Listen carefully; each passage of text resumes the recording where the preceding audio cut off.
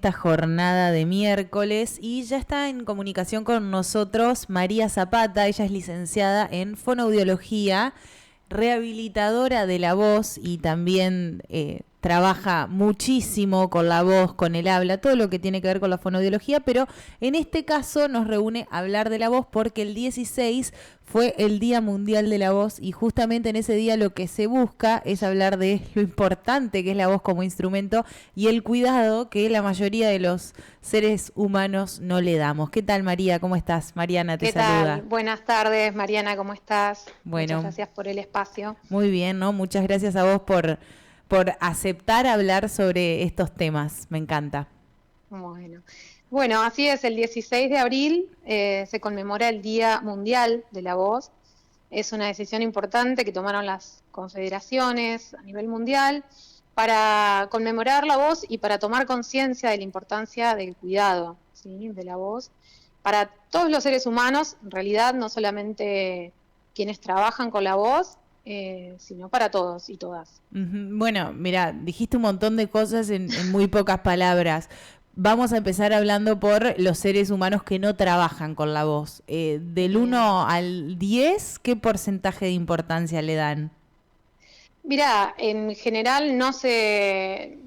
A ver, los seres humanos que no trabajan con la voz no le dan mucha importancia a los síntomas.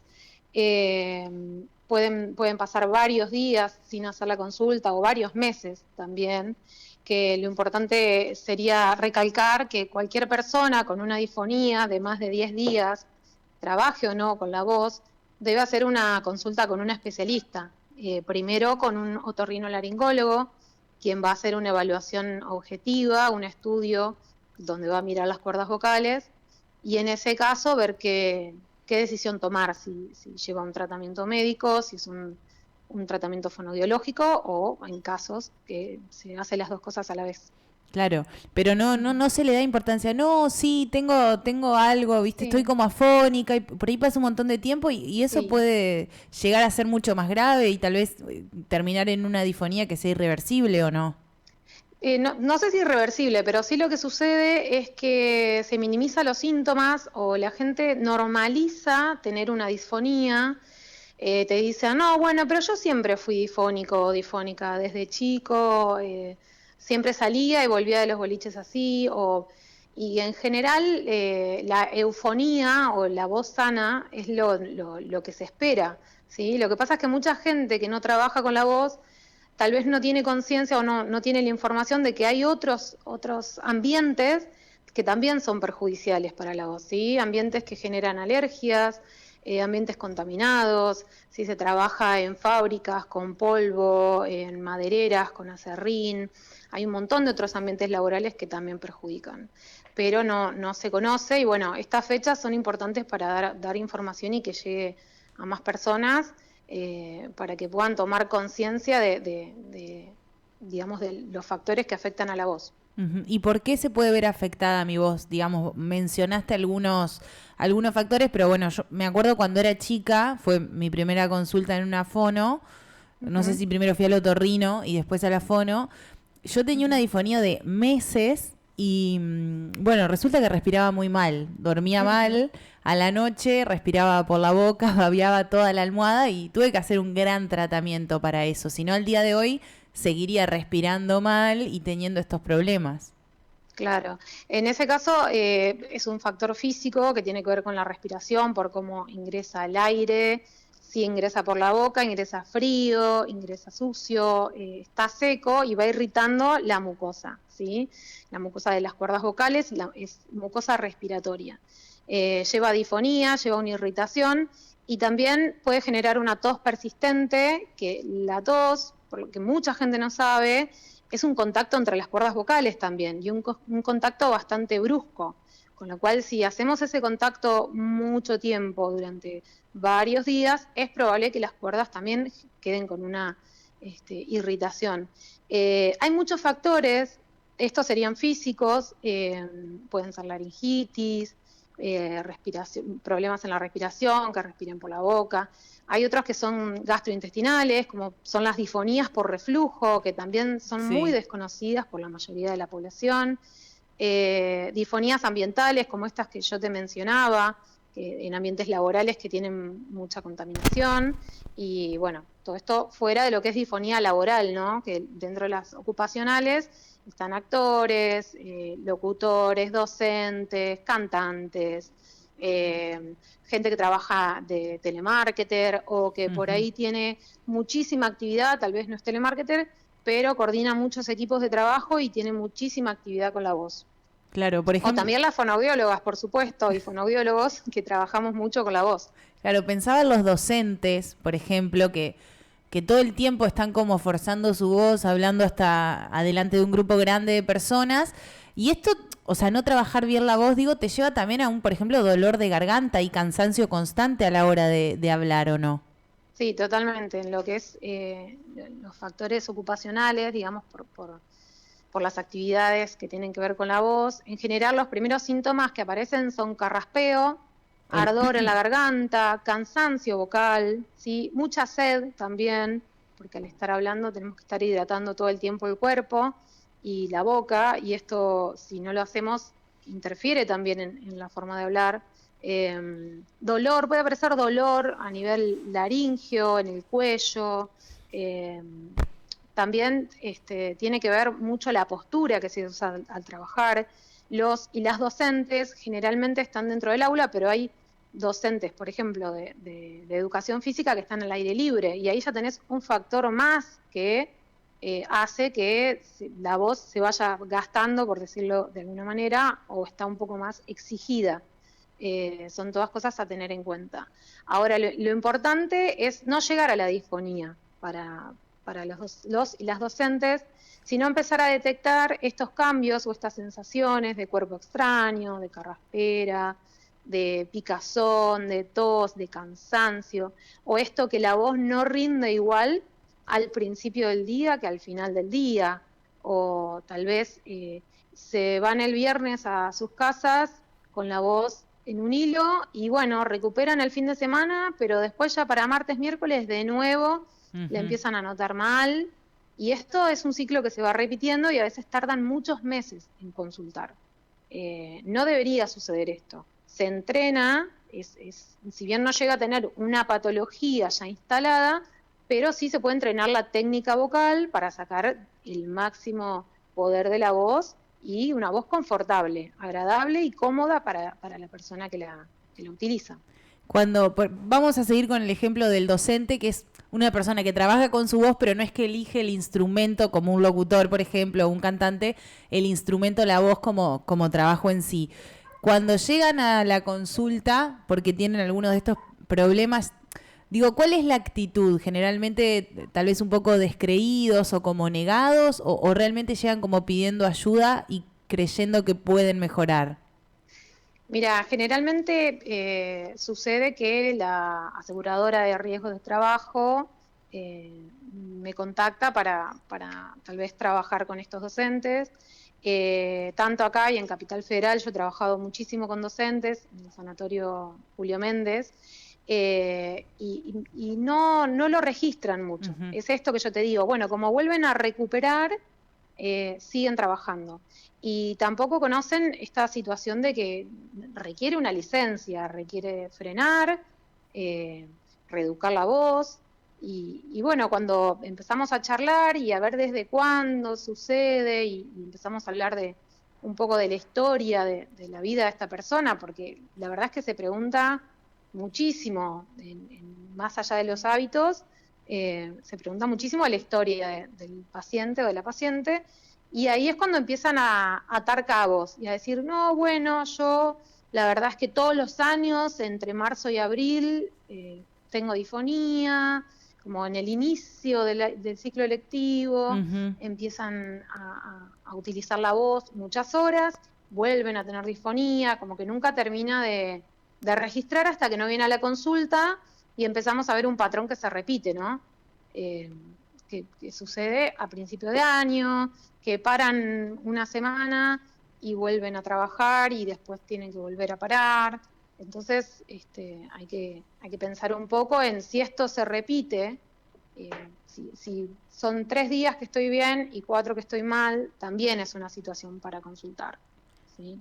Para quienes recién se suman a la charla, estamos hablando con María Zapata, ella es licenciada en fonoaudiología y estamos hablando de la importancia del cuidado de la voz y la importancia que tiene la voz en nuestras vidas y sobre todo a quienes la utilizan como una herramienta de trabajo. Entonces, ¿es reversible esto? O sea, una docente, por ejemplo, que hace 4 años le viene pasando lo mismo y finalmente llegan a vos, con los ejercicios necesarios y con paciencia. ¿Puede ser que después no le pase más esto de quedarse difónica de marzo a abril y en ciertas épocas del año?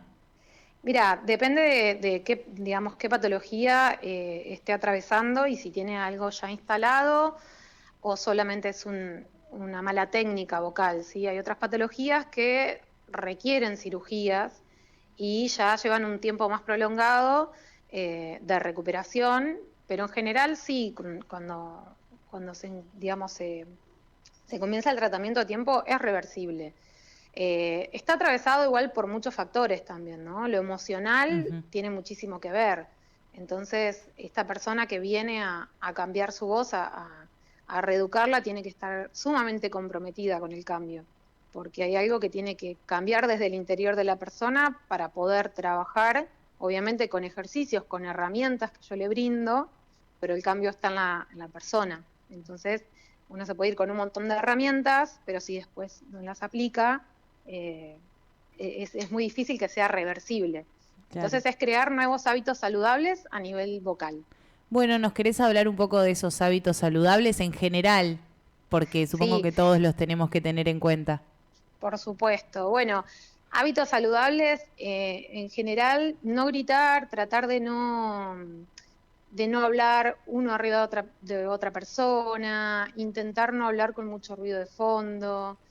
Siempre superar el volumen ambiente hace que esforcemos la voz. Beber muchísima agua es sumamente importante para la hidratación del cuerpo en general. Más allá de que ahora uno entra a YouTube, en Instagram, y hay un montón de información, y no todo es aplicable para todo el mundo. Lo importante es que el cuerpo esté hidratado, comer de manera saludable, por supuesto, cuidar si aparecen síntomas de reflujo, porque afectan muchísimo la voz, el reflujo y la acidez, y la gente no lo sabe. Si se es profesional de la voz, como veníamos comentando, y hay que hacer un chequeo una vez por año. Es importante chequear las cuerdas vocales, consultar si hay molestias y trabajarlo con fonoaudiología, ¿sí? Lo mismo en caso de cantantes, bueno, locutores. Es importante llevar, digamos, un control sobre estos síntomas que aparecen y no minimizarlos, porque van y vienen, entonces por ahí la gente no los tiene en cuenta. Hablaste antes, dijiste que hay en casos en que se puede impedir y en otros que se llega a la cirugía. ¿De qué tipo de cirugía estamos hablando si no sabemos verlo a tiempo y hacer un tratamiento a tiempo y adecuado? Y generalmente cirugías de quistes, o de pólipos, de cuerdas vocales, eso ya es la conducta quirúrgica se toma en conjunto con el otorrino que atiende al paciente. Generalmente la terapia vocal empieza antes de la cirugía para modificar los hábitos del paciente, que posterior a esa cirugía ya tenga las herramientas para no generar de nuevo una lesión. Claro. ¿Todos deberíamos hacer ejercicios cuando empezamos el día de calentar las cuerdas vocales y vocalizar un poco antes de comenzar el día o solamente los profesionales de la voz? No, hay que tratar de no empezar el día gritando, ¿no? Los profesionales de la voz sí tienen que calentar y también es proporcional a la cantidad de horas. Si son horas intermitentes, es una cosa, pero si se está 4 horas constantemente hablando y hay que hacer un buen calentamiento. Que esto, bueno, tiene que ver con la preparación fonoaudiológica, obviamente, y vuelvo a repetir, gracias a la globalización hay un montón de información en Internet, pero no todo es para todo el mundo.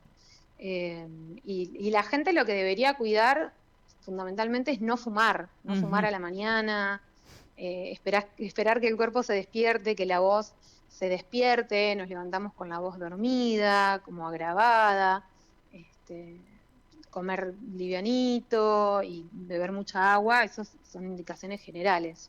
El cigarrillo es el peor enemigo en casi todo. El cigarrillo y el alcohol, sí, fundamentalmente. Sobre todo en la laringe, que tiene aumenta muchísimo el riesgo de cáncer. Claro, totalmente. Te hago una pregunta, ¿qué pasa con las personas que están hablando y todo el tiempo hacen como así? Esto no es Claro. bueno, ¿no? No, es carraspeo. Generalmente tienen sensación de tener un cuerpo extraño que tienen que expulsar, ¿sí? Una secreción que necesitan movilizar. El carraspeo no es bueno. En todo caso, si hay una sensación de cuerpo extraño, hay que hacer una tos efectiva que movilice la secreción, o sea, que la saque, por decírtelo un poco más claro, es moco que está ahí rondando las cuerdas vocales. Entonces hay que movilizarlo, y el carraspeo golpea las cuerdas vocales, pero no lo moviliza. Entonces no hace bien para nada. Hay que hacer una tos efectiva y tomar un trago de agua. Ahora, hay que ver por qué todo el tiempo tiene esa sensación de un cuerpo extraño. Hay que buscar la causa, porque tampoco es lo normal. ¿Ahí sería un motivo de consulta, si esto se da frecuentemente? Y es para preguntarse por qué, a ver qué tipo de factores pueden estar irritando esa laringe, generando estas secreciones, que puede ser alguna alergia, algún factor que irrita del medio ambiente. Nuevamente te menciono el reflujo, porque cuidando la dieta muchas veces eso disminuye muchísimo. Así que bueno, si es algo que interrumpe todo el tiempo la voz y todo el tiempo la necesidad de aclararla, entonces sí, es algo para consultar. Y en el caso de los cantantes, por ejemplo, hay muchos cantantes que sí, digamos, van al fonoaudiólogo y trabajan, y otros que no le dan tanta importancia, ¿no? Eso se nota mucho la diferencia entre el que hace ejercicios de fonoaudiología y el que no. Claro. Bueno, justo ahora hay digamos, una gran cantidad de cantantes en Argentina que están, digamos, no promocionando, por decirlo de alguna manera, pero sí mencionando que hacen terapia con fonoaudiología, porque bueno, la exigencia es muy alta, es muy alta. Ya hablemos de los cantantes nuestros del carnaval, que están durante por lo menos 1 hora y media cantando arriba de una carroza.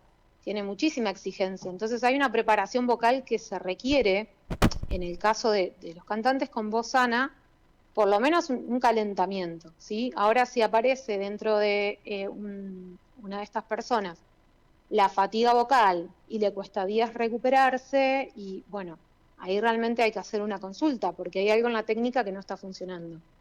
Lo mismo en cualquier cantante. Digo, si hay mucha fatiga, si hay una disfonía posterior a cada presentación y no hay otro factor que la justifique, como puede ser un proceso de resfrío o algo más a nivel físico, y realmente hay cosas para corregir en ese caso. Claro, sí, hay muchos cantantes, digamos, mega famosos y conocidos que les ha pasado eso de tener que parar para poder arreglar un poco su voz y después recién continuar con su carrera. Sí, sí, exactamente. Bueno, el Pinto lleva años con fonoaudiología, León Gieco.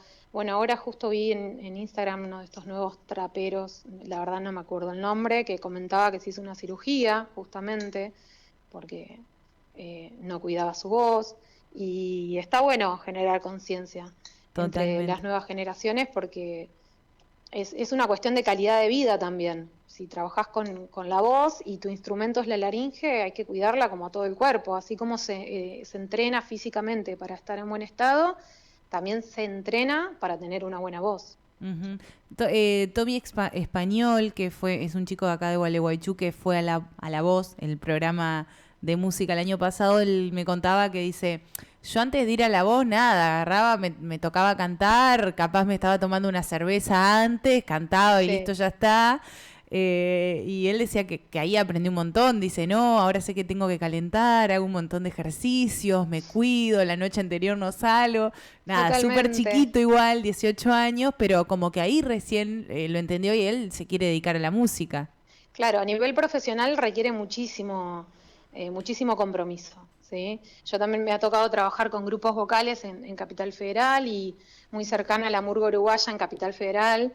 entrenando grupos, haciendo jornadas, y bueno, también lleva un desgaste de la voz y un desgaste físico que hay que combinarlo y resistirlo, ¿no? Porque un espectáculo de 40 minutos, 1 hora, moviéndose arriba del escenario y cantando con otras 16 personas, requiere un entrenamiento importante. Entonces, la verdad que lleva un compromiso el ser cantante profesional.